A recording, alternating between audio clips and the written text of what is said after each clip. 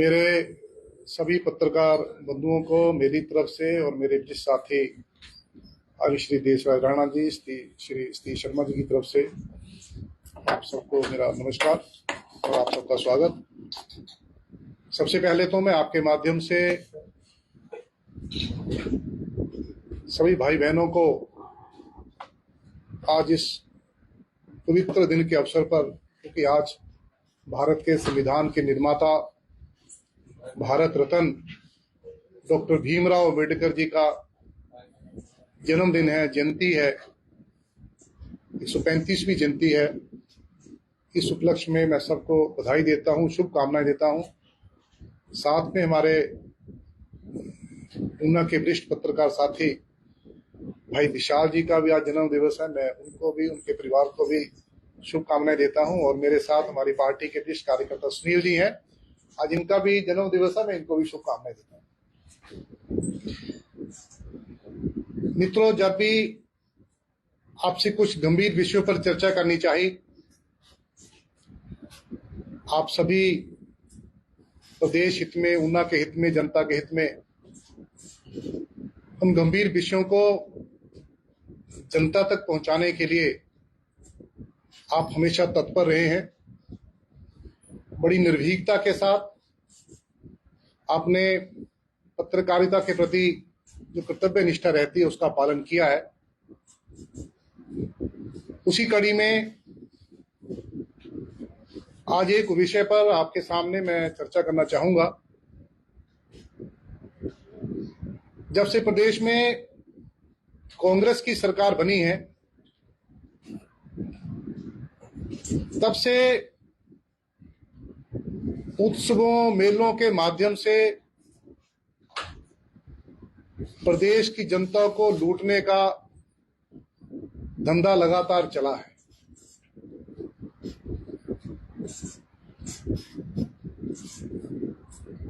उत्सव मनाने का कोई मकसद होता है, कोई उसकी प्रासंगिकता होती है।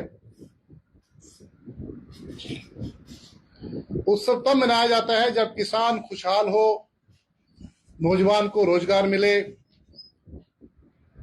वृद्धों को उनकी पेंशन मिले, जो बीमार है उसका इलाज हो, बागवान खुश हो, किसान खुश हो, तब उत्सव मनाए जाते हैं। या सरकार की तरफ से कोई इतने बड़े काम कर दिए गए हैं कि प्रदेश खुशहाल हो गया है, जनता खुशहाल हो गई है, तब अवसर होता है उत्सव मनाने का। तो पहला प्रश्न मेरा इन उत्सवों की प्रासंगिकता को लेकर है। दूसरा, इन उत्सवों को, मेलों को जिस तरह से मनाया जा रहा है, जिस तरह से धन की उगाही की जा रही है, उसको लेकर है। तीसरा मेरा प्रश्न कि आज प्रदेश के जिस तरह के हालात हैं, क्या ऐसे समय में जनता के हितों की चिंता न करते हुए अपने निजी स्वार्थ के लिए, अपने अपने धंधों को चमकाने के लिए, राजनीतिक संरक्षण से सरकारी अधिकारियों के द्वारा जब मिलकर एक नेक्सस बनाकर समाज के विभिन्न वर्ग, चाहे वो उद्योगपति हो, चाहे वो ठेकेदार हो, चाहे इस प्रदेश में रजिस्ट्री कराने वाला एक आम आदमी हो, उनकी लूट खसूट का धंधा चल रहा है। सबसे पहली बात कि प्रासंगिकता की मैं बात करूंगा। अगर कांग्रेस सरकार ने 2.5 सालों में सभी मेरी बहनों को, माताओं को 1500 रुपए दे दिया होता, तो भी मैं समझता कि उत्सव होना चाहिए। इस प्रदेश सरकार ने इन 2.5 सालों में अगर प्रदेश के 5 लाख नौजवानों में से 2 लाख, 2 साल हो गए, साल के 1 लाख नौजवान को रोजगार देने का वायदा किया था। इन 2 सालों में 2.5 साल वैसे हो गए, 2.5 लाख नहीं, 2 साल नौजवानों को रोजगार दे दिया होता तो समझ में आता था कि उत्सव होना चाहिए। इन 2.5 सालों में जो विभिन्न गारंटियां, जो विभिन्न वायदे जिनको लेकर, जिनको गुमराह करके जनता को, हिमाचल की भोली भाली जनता को कांग्रेस सत्ता में आई थी, वो गारंटियां, वो वायदे पूरे कर देते तो भी समझ में आता कि उत्सव होना चाहिए। लेकिन हुआ उल्टा है। इन 2.5 सालों में जो वायदे किए थे वो पूरे तो क्या करने, वो गारंटियां तो क्या देनी थी, वो 1500 तो क्या देना था। पूर्व की भारतीय जनता पार्टी की जयराम सरकार के दौरान जो सुविधाएं, जो जन कल्याण के कार्य भाजपा की सरकार के द्वारा किए जा रहे थे, उनको बंद किया जा रहा है, जब बंद कर दिया गया है। आज हिमाचल प्रदेश में गरीब लोगों के इलाज के लिए जो हिम केयर जैसी सुविधा थी, वो पैसा देना बंद कर दिया। इन दिनों में अपने अखबारों के में पढ़ा होगा, दूसरे मीडिया के माध्यम से जानकारी मिली है कि प्रदेश में आज स्थिति यह है कि प्रदेश की महिला को अपने जेवरात, अपनी बालियां गिरवी रखकर, बेचकर अपना इलाज करवाना पड़ रहा है। आज प्रदेश में माफिया राज है।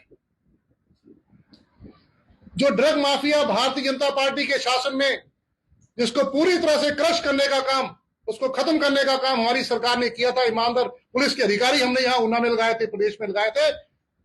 लीडरों में, हमारे राजनेताओं में ईमानदारी थी, कमिटमेंट थी, तो वो काम किया। लेकिन 2.5 सालों में आज ड्रग माफिया दनदना रहा है। मैं हरोली विधानसभा की अगर बात करूंगा तो आए दिन हरोली विधानसभा में कोई ना कोई नौजवान चिट्टे का शिकार हो रहा है। मेरी माताओं बहनों की गोद सुनी हो रही है, बहनों के स्वाग उजड़ रहे हैं। सरकार की आंखें बंद हैं, आंखों पर पट्टी बांधी है। क्यों?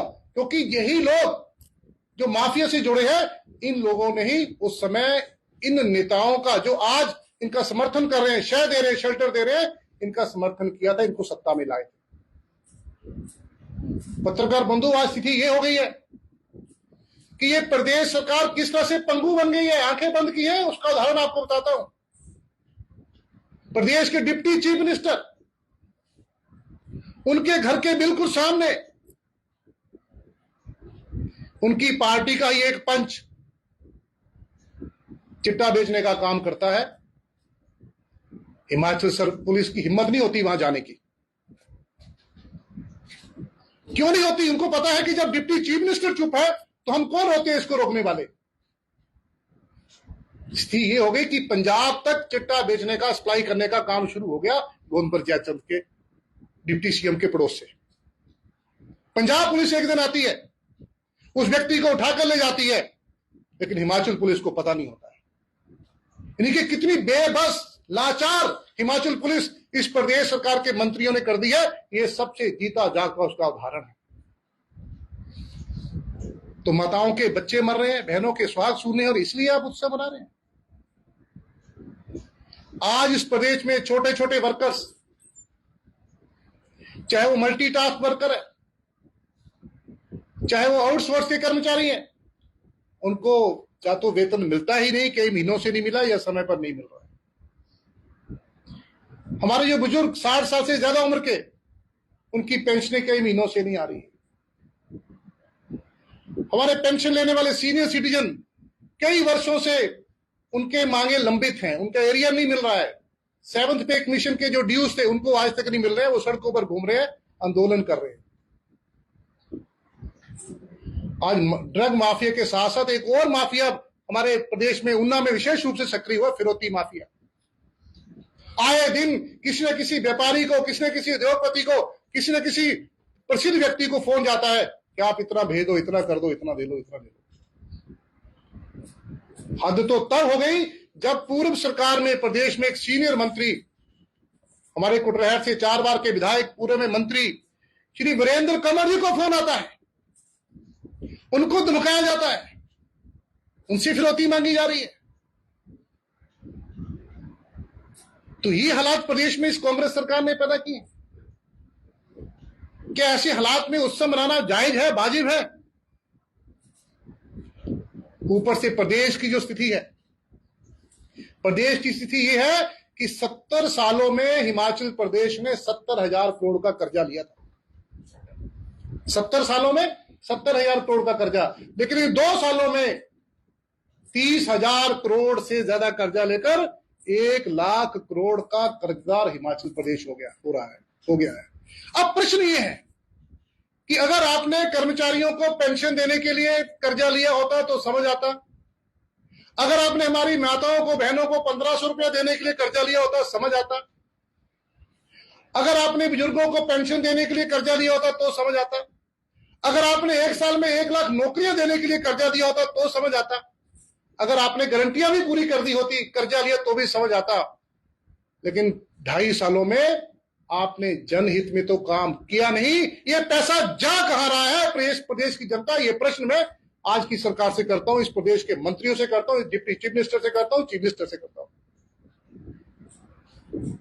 आज स्थिति यह है कि कांग्रेस के लोग एक तरफ वक्फ बोर्ड को लेकर जो कानून आया है उसका तो विरोध कर रहे हैं, लेकिन हिंदुओं के जो धार्मिक स्थल है, हमारे मां चिंतपूर्णी जैसे मंदिर, ये ट्रस्ट, वहां से पैसे निकालकर फिजूल खर्ची कर रहे हैं, उस पर खर्च कर रहे हैं, बाहर से कलाकारों लाते हैं, को लाते हैं या उन पर खर्च कर रहे हैं।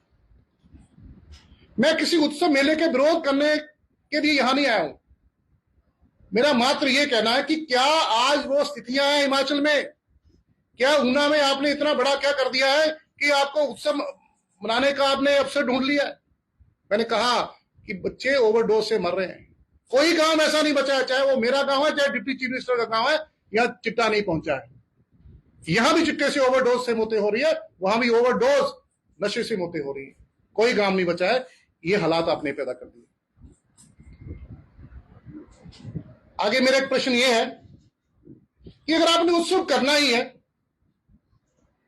आप सरकारी कर्मचारियों को, सरकारी अधिकारियों को इस काम में मत लगाइए। ये लूट सूट का जरिया बन गया है। ठेकेदारों को काम कर दिया है, पेमेंट नहीं मिल रही है, लेकिन आप उनसे पैसे मांग रहे हैं। जब आपके अधिकारी माइनिंग माफिया से मेले के लिए पैसा इकट्ठा करेंगे तो क्या वो अधिकारी, क्या वो कर्मचारी अवैध खनन को रोक सकता है? क्या उसमें हिम्मत होगी? उसमें हिम्मत नहीं होगी, क्योंकि उसने मुंह बंद कर दिए। कुछ मेले पे खर्च कर दिया, कुछ एक की जेब में गया, कुछ दूसरे की जेब में गया, तो आंखें तो बंद होनी है। अब मेरा यह भी कहना है कि अगर आप मेला कर ही रहे हैं, उत्सव कर ही रहे हैं, करिए, लेकिन इसको स्टेट फंडिंग होनी चाहिए। फिर ऊना के लोगों को मत लूटो, हरोली के लोगों को मत लूटो। पहले लोग यहां बड़े परेशान है, ठेकेदार परेशान है, इंडस्ट्री परेशान है, सब लोग परेशान है। किसान रजिस्ट्री करवाने जाता है, वहां उसको डर लगता है कि मैं रजिस्ट्री करवाने जाऊंगा हरोली में, दुरहड़ में या ईश्वर में, कि मेरी पर्ची ना तहसीलदार काट दे। मेले के लिए पैसा इकट्ठा, लोग डरे हुए। मेरे को बड़े लोगों के फोन आए, तब जाकर आज मैं आपके सामने प्रस्तुत हुआ। स्टेट फंडिंग से करिए, लोगों को मत लूटिए। और हमारे जो मंदिरों के ट्रस्ट हैं, इनका पैसा भी जो समाज कल्याण के लिए जो ट्रस्ट बने हैं, वो अपने स्वार्थ के लिए मत खर्च करो। ऐसा ना हो कि पंजाब से उठ के कोई मास्टर सलीम आ जाए, यहां से लाखों रुपए ले जाए यहां से आके। ये काम नहीं चलेगा, हम इसका विरोध करेंगे। अंत में मैं ये कहूंगा कि अब जो उत्सव कर रहे हैं, इसके आयोजन पर जो खर्चा आ रहा है, पैसा कहां से आ रहा है, उसका सोर्स क्या है, वो डिस्क्लोज होना चाहिए। कहां खर्च हो रहा है वो भी एकदम पारदर्शी होना चाहिए, ट्रांसपेरेंट होना चाहिए। फिर बाद में आपका जब समापन हो जाएगा, आपका उत्सव मन जाएगा, तो पूरा जनता को खर्चा बताया जाने कि यहां से हमें इतना पैसा आया, यहां इतना खर्च हुआ, एक ब्लैक एंड व्हाइट में लोगों के सामने लाया जाना चाहिए। नहीं तो भ्रष्टाचार को इतना बढ़ावा मिल जाएगा कि जिससे हम प्रदेश की हालत और खराब हो जाएगी। ड्रग माफिया, खनन माफिया इतना आज ऊना में बढ़ रहा है। अगर आप उनसे पैसे लेकर मेले करेंगे तो उनके हौसले और बढ़ जाएंगे। वो तो चाहेंगे, उनको नहीं फर्क पड़ता आपने 1 लाख 2 लाख उनसे ले लिया, 50 लाख कमा लेंगे, लेकिन आप उनको शय दे रहे हैं। इसलिए मेरा यही कहना है कि पहली बात कि सरकार को इस पर पुनर्विचार करना चाहिए कि क्या आज इस मेले की उत्सव की प्रासंगिकता है। हाँ, अगर आपने मोदी सरकार ने जो बल्क ड्रग पार्क दिया था ऊना को, हरोली को, उस पर भी आधा काम कर लिया होता है, कुछ लोगों को रोजगार मिल जाते, फिर लगता था कि यार 50,000 लोगों को रोजगार यहां से मिलने वाला हरोली से, आज हरोली का युवा खुश है, तो उत्सव करना चाहिए। फिर रिपीट कर रहा हूं कि 2.5 लाख लोगों को, बेरोजगारों को रोजगार दे दिया होता तो उत्सव करते तो वो भी खुश होते। 1500 मेरी माताओं बहनों को मिलता तो वो भी खुश होती, तो उत्सव का सबको मजा आता। इसलिए इस उत्सव के माध्यम से भ्रष्टाचार बंद हो, लूट खसूट बंद हो, जिन कर्मचारियों का, जिन बुजुर्गों की पेंशन नहीं मिल रही है, जिन कर्मचारियों को उनकी तनख्वाह नहीं मिल रही है, छोटे worker, multitask worker, water guards, उनको उनकी समय पर सैलरी मिलनी चाहिए। जो हमारे पेंशनधारी कर्मचारी हैं, लंबे समय से उनकी जो ड्यू है, उनका जो उनको नहीं मिला है, 2016 से ड्यू है 7th पे कमीशन का, आपने एक सिंगल पेनी उनको नहीं दी है, वो उनको मिले, साथ में मिला करें, हमें आपत्ति नहीं है, लेकिन ये पहले होना चाहिए। तो एक बार फिर से मैं जिला प्रशासन को भी, हरोली के प्रशासन को भी आगाह करता हूं कि इस उत्सव के माध्यम से किसी प्रकार का भ्रष्टाचार हम बर्दाश्त नहीं करेंगे। जिस भी अधिकारी का, जिस भी कर्मचारी का हमें मालूम पड़ जाएगा कि ये लोगों को तंग कर रहा है, हम उस अधिकारी कर्मचारी को उसके दफ्तर में आके पकड़ेंगे। आपके माध्यम से मैं सबको बता देना चाहता हूं। धन्यवाद, आप सब इस पत्रकार वार्ता में आए, आपका बहुत बहुत धन्यवाद। हमसे जुड़े रहने के लिए हमारे YouTube चैनल को सब्सक्राइब करें और नई वीडियो की नोटिफिकेशन के लिए बेल आइकॉन को दबाएं। अगर आप ये वीडियो Facebook पर देख रहे हैं तो लाइक जरूर करें और ज्यादा से ज्यादा शेयर करें। इसी तरह के और भी अपडेट्स के लिए फॉलो करें हमारा Instagram पेज himachal.ke।